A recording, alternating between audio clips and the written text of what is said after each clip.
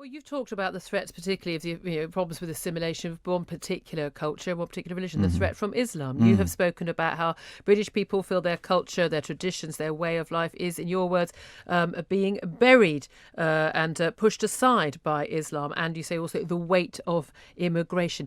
In what way is British culture and our traditions being buried by Islam? Not overall, but in certain communities.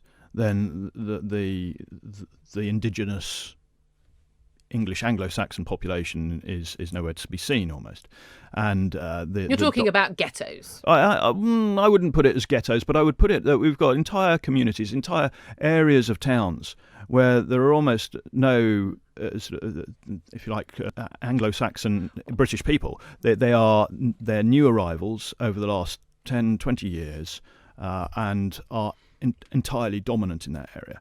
We've got why is that? Why is it a problem if people are? You're talking about Anglo-Saxons. I think you mean white Brits, native Brits. But there are plenty of black and Asian people born in this country, as British as you and I. Why is it a problem if people of a particular religion or people of a particular background or skin colour live in particular neighbourhoods? Why is that an issue for you? The difficulty is that a lot of them come from rural areas and at the moment, we've had a large influx of people from areas of Iraq and Afghanistan, Syria, Africa, they're rural populations. The level of literacy is quite low. The level of qualifications are quite low, and so the result is we end up with areas in which we've got a problem with employment, we've got a problem with poverty, we've got a problem with understanding how the UK society works, and we end up with a community that's establishing, if you like, a community within a community. And this is what I was trying to put across, that this is. I'll come back to the multiculturalism in a moment, if I may, but in a multicultural Britain, well, British culture should be a strong part of that. That's the underlying basis of who we are as a nation, and why, in many ways, that people want to come here.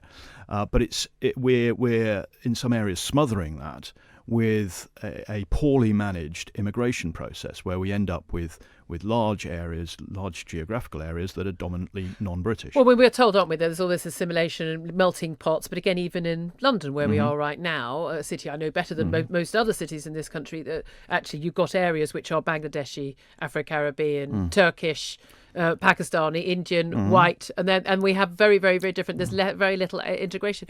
What can we do to make sure that people do integrate? Because British people who go to Spain don't integrate. A lot of them don't even bother learning the Spanish language. Is that any different? No, I think if you go to Austria and you say to somebody, "What do you mean by culture?"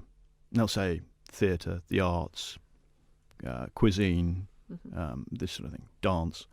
Here we a lot of people would say, well, it's about how people live.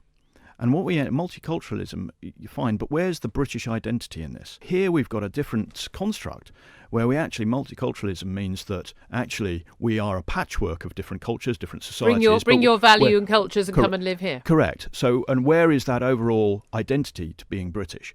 Now, when we put it in the context of Brexit, who are we, the British, when we say that we want to project ourselves globally in trade?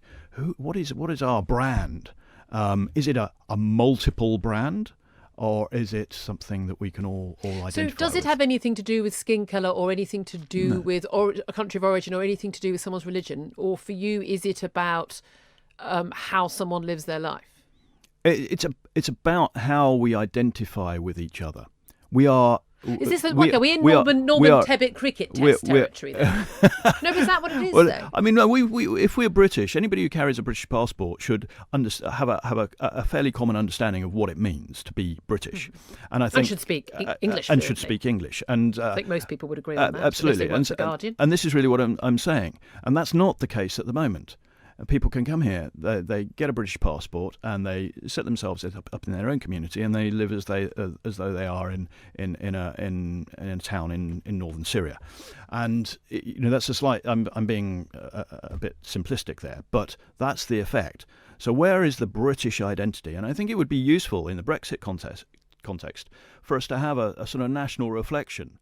That what does it mean to be British? You didn't frankly have the balls to put country before party.